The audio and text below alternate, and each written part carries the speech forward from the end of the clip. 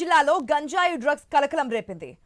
పోరంకిలో ఇద్దరిని పోలీసులు అరెస్ట్ చేశారు. నిందితులు పెనుమలూరుకు చెందిన షేక్ జాన్ బాషా, రామవరపాడుకు చెందిన అబ్దుల్ అక్బర్ గా గుర్తించారు. గంజాయి సేవిస్తున్న వారిపై పోలీసులు నిఘా పెట్టారు. 4 కేజీల గంజాయి, 1 గ్రాము MDMA స్వాధీనం చేసుకున్నారు. ఒడిశా నుంచి గంజాయి సరఫరా జరుగుతుందని గుర్తించారు.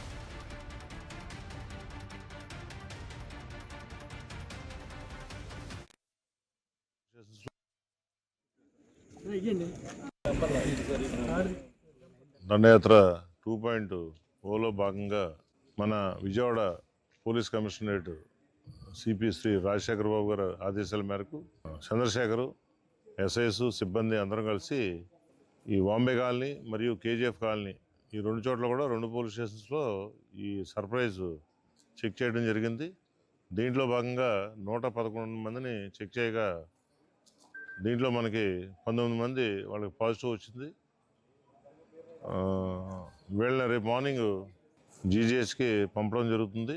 అక్కడ ట్రీట్మెంట్ అయిన తర్వాత వాళ్ళకి తగిన కౌన్సిలింగ్ కూడా ఇవ్వబడుతుంది.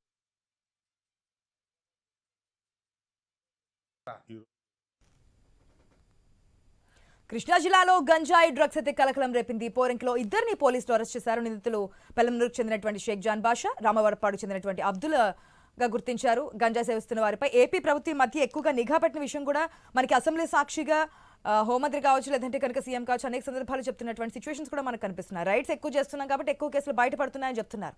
దీనికి సంబంధించిన అప్డేట్స్ మా ప్రతినిధి యాకూబ్ ద్వారా తెలుసుకుందాం. రెడీ యాకూబ్?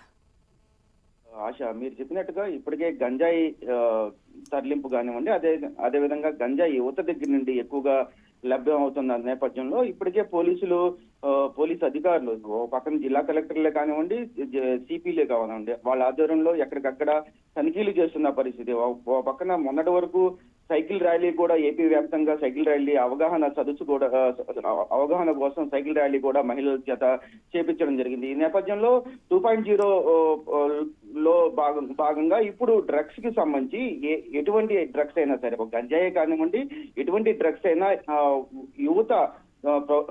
యువతకి ఏ విధంగా అందుతుంది అనే కోణంలో అయితే ప్రస్తుతం అయితే దర్యాప్తు చేస్తుంది. ఈ నేపథ్యంలో నిన్న జరిగిన పెనమలూరు ఘటనతో కాకుండా విజయవాడలో కూడా భారీగా ఈ గంజాయి సేకరణ, మాదక ద్రవ్యాలు సేకరిస్తున్న వాళ్ళ దగ్గరికి అక్కడికి వెళ్ళి అక్కడున్న పరిస్థితులను గమనించి వాళ్ళని పూర్తిగా టెస్టులు కూడా చేసిన పరిస్థితి. సుమారుగా నిన్న సాయంత్రం DCP రామకృష్ణ ఆధ్వర్యంలో చేసిన టెస్టులకు భాగంగా సుమారుగా 116 మందికి టెస్ట్ చేస్తే 19 మందికి పాజిటివ్ గా రావడం జరిగింది.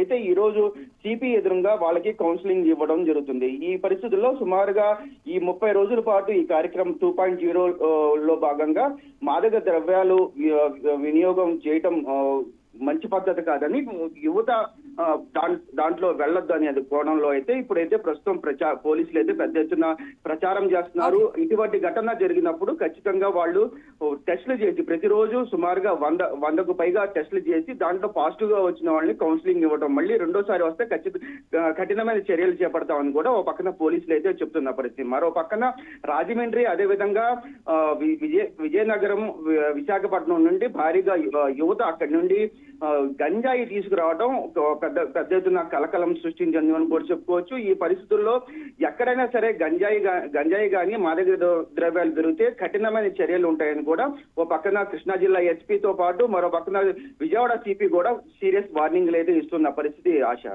Right Yakub, thanks for the update.